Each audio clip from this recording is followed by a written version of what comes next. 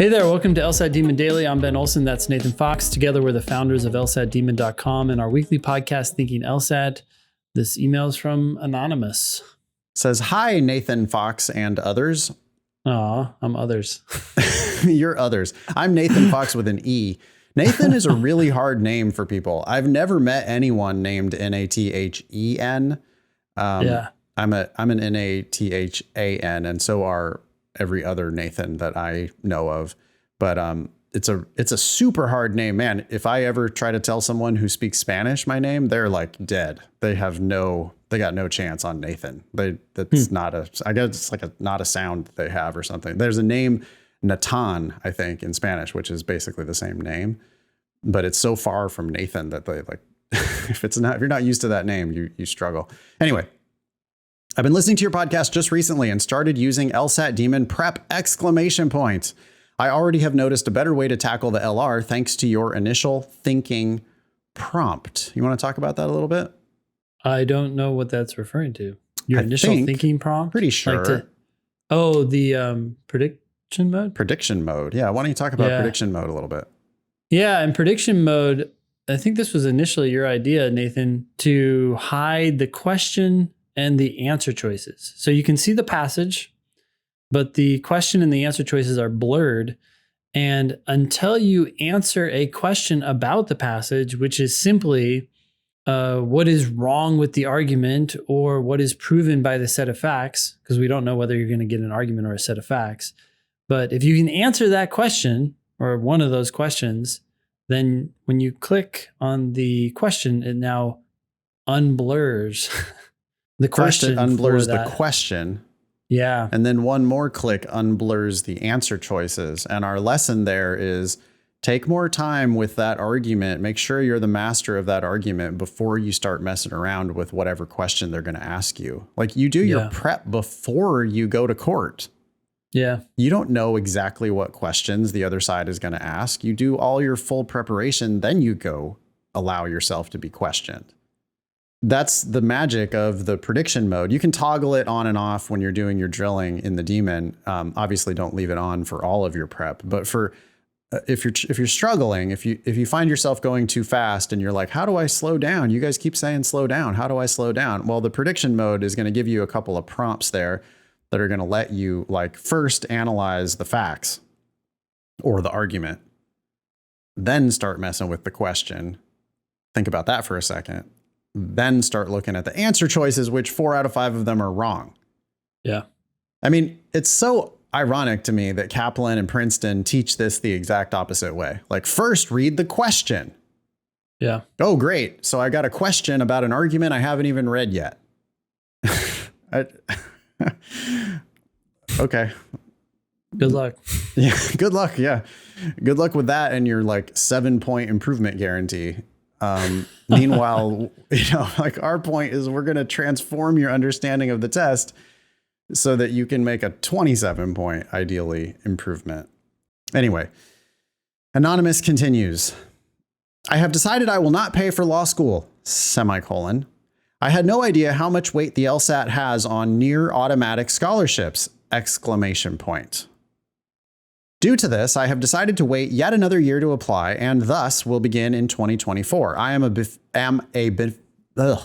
a beneficiary of GI Bill Chapter 35, and I thought it ran out when I was 25, but it is 26. Thank goodness, exclamation point.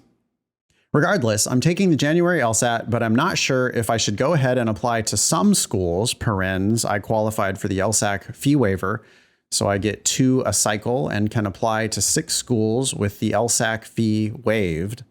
Oh, wait a second. 2 a cycle? Is that how that works?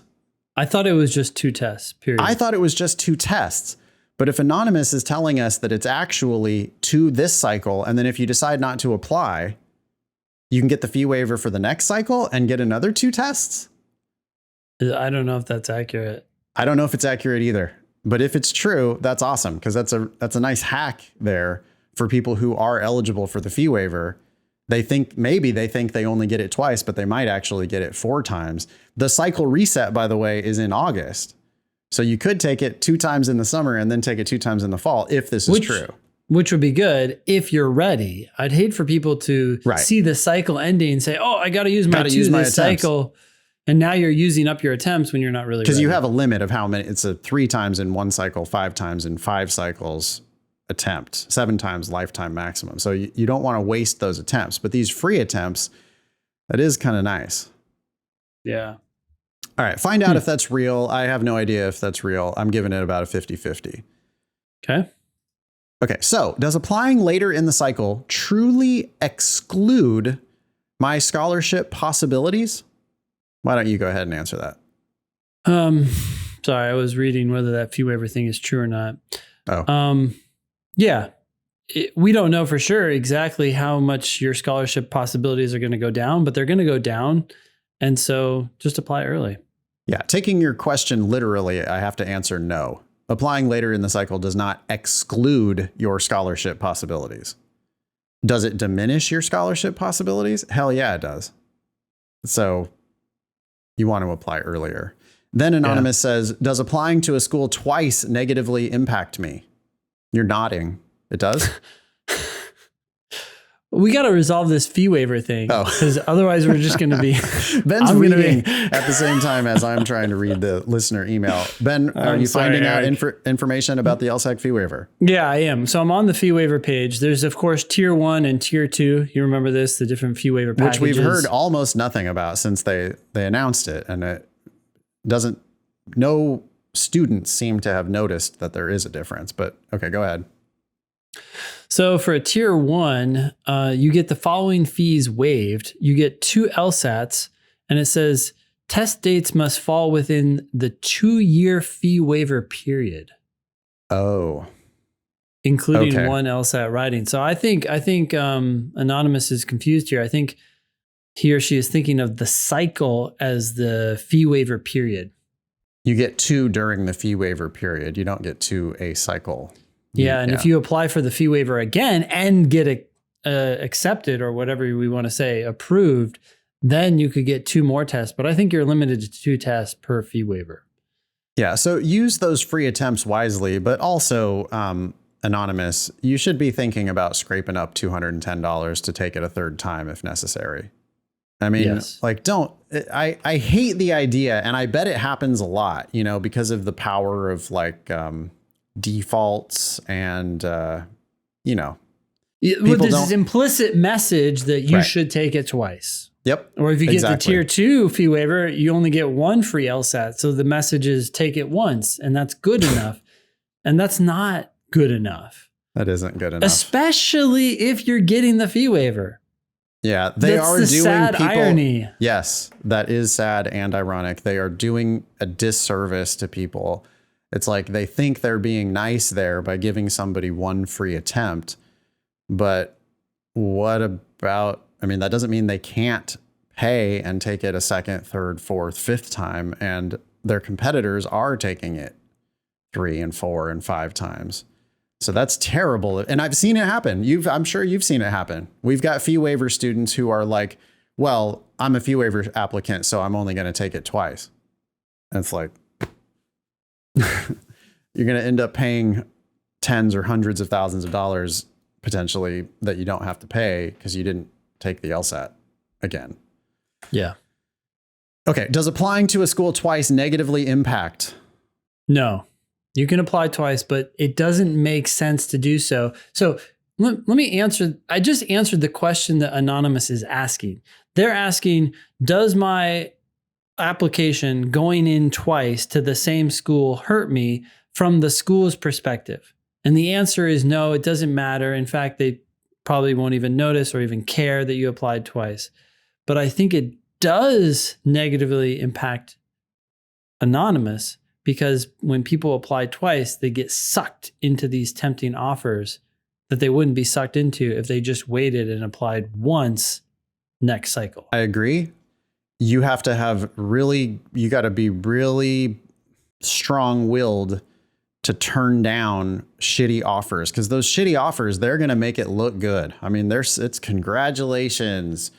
It's such an honor to offer you this limited, precious spot in one of our classes. And I've seen way too many students, that your friends and family are like, well, you can't turn that down. How can you do that?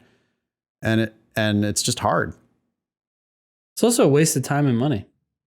And not only that, but it's potentially a waste of one of your LSAT attempts, because this half-assed plan of like, well, what if I take it now, even though I know I'm not going to do as good as I can, right? I mean, this announcement, regardless, I'm taking the January LSAT, my response to that is why?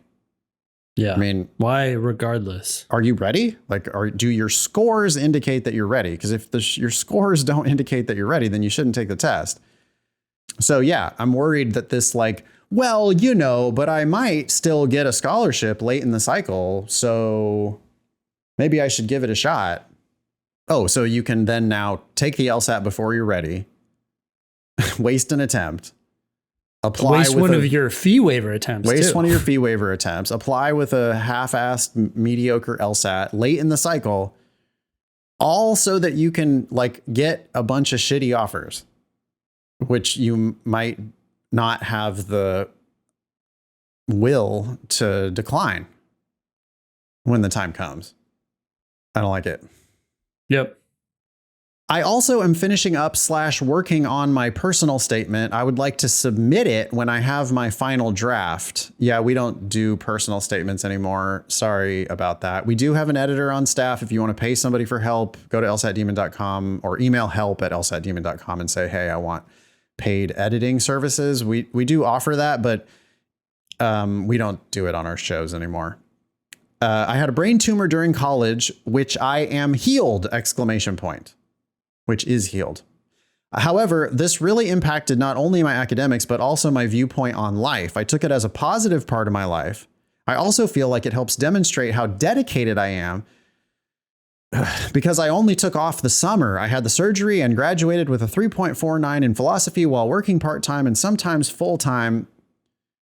Any thoughts there, Ben? Your final GPA is your final GPA. I mean, this could also be interpreted negatively. You didn't take the time adequately to address your situation. You're working. Did you need to work? Maybe so. And those hours can be used to mitigate your not as high as it could be GPA. But I don't love the story. I just want to remind people that lawyers are driven by facts. Argumentation doesn't do shit unless it is driven by facts. So, you're like, I had a brain tumor and that demonstrates how dedicated I am. That's a hard sell for me. I mean, I'm not saying overcoming the brain tumor isn't potentially good. But my worry about that is that the second you disclose something like that, they're going to go, okay, so this kid got extra time on the LSAT. Or they're going to go, okay, this guy's got brain issue. I don't like that obstacle itself. I don't know that the 3.49 in philosophy is like such an achievement that it really is telling the story that you think it's telling. I'm also not so sure that being dedicated is a characteristic that is conveyed here or that you want to convey. So you're saying, look, I got back to work right away. Look how dedicated I am. And what matters much more is the work that you did when you got back to work, not that you got back to work quickly. Yeah. If someone said, hey, I had a brain tumor and I had to take a year off of school, but when I came back, I got a 3.95, that's like, fuck. I don't care that you took the time off. I think you think that because you quickly got back to school, they're going to applaud you for that and you want to sell that. That doesn't matter so much. What matters is that you got the work done when you started working again. It's going to be driven primarily by your LSAT and your GPA, and your GPA is not that good. Yeah. So talking about it more isn't helpful.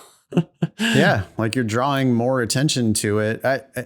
also the working part-time and sometimes full-time. I mean, I guess that's a feather in your cap. I mean, I think it is, but Ben, I've heard make the counter argument before where it's like, well, they might think that that's kind of a lack of judgment. Like, why are you know, they're going to wonder whether you're going to also be moonlighting while you're in law school, potentially.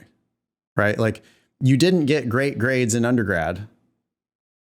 And they're going to look at that and go, oh, you were working and okay, well, all right. Like, are you going to do that here as well? I don't know.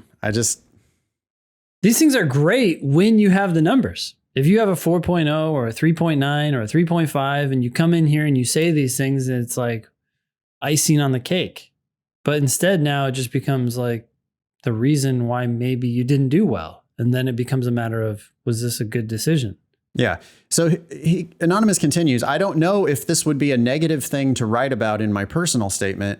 Well, I mean, contrast that with a story where you just talk about all of the hard ass work that you did and all of the things that you achieved while you were in the service.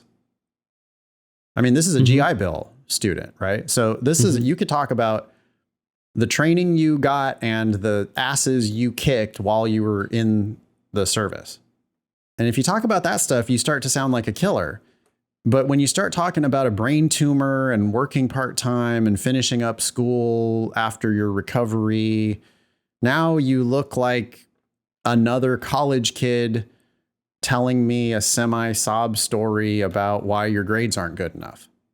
And so I would leave that out of the personal statement. I don't know. I suppose if you did this well, it could be brilliant. I mean, it is a brain tumor.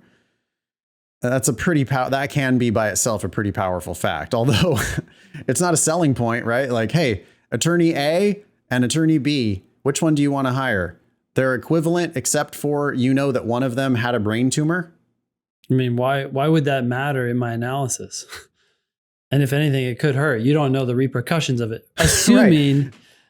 Assuming it's completely healed, then okay, then A and B are the same. So I don't care. It's not like I'm going to say, oh, well, you went through surgery. Okay, well, now you're going to be a more qualified orator in court, right? No, it doesn't make a difference. In LSAT logical reasoning, I would describe this as a two-way answer. You know, you're on a strengthen question and you see a fact that could strengthen the argument, but that same fact might be spun as a weakener against that argument. And I think that's maybe what the brain tumor is doing here. You know, I think that your time in the service, whatever you did, I don't know what branch you were in, I don't know what you did, but I'm sure that can be spun as an unequivocal strengthener. Like, those are good facts for you. You can present facts that are clearly good for you. But I have a brain tumor. I mean, like, if I'm, you know, again, I'm law school X and I'm choosing an applicant with a brain tumor and a 3.49 or not a brain tumor and a 3.6, well, the brain tumor is not going to make me prefer the 3.49. Yep. And even if they're the exact same GPA, I still don't think the brain tumor is going to make me prefer that student. Because I'm always going to have the devil's advocate on, you know, the angel is like, oh, wow, that's amazing. This person overcame such a cool big obstacle. They're going to be able to be successful in whatever they want. And then the devil over here is like, how do you know that the brain how do you know the brain is actually cured? It's a 3.49. I mean, that's not like a rock star student here. Where's the evidence that you actually have overcome that obstacle? Yeah. And I don't think graduating on time or whatever is really that's not selling that story well enough to justify bringing up the brain tumor in the first place, I don't think.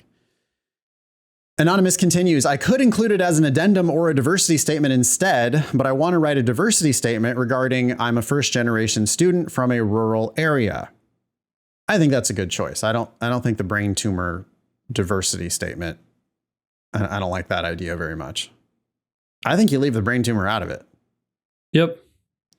Okay, one more question. I now work at a law firm in Tennessee. I also worked at a law firm in California. Since I received my letters of recommendation this year, will I need to contact the recommenders to update those letters for the 2023 cycle? Nope. They're No fine. need to do that.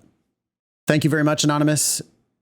Email daily@lsatdemon.com if you'd like to ask us a question or share some LSAT or law school admissions news. Thanks for listening.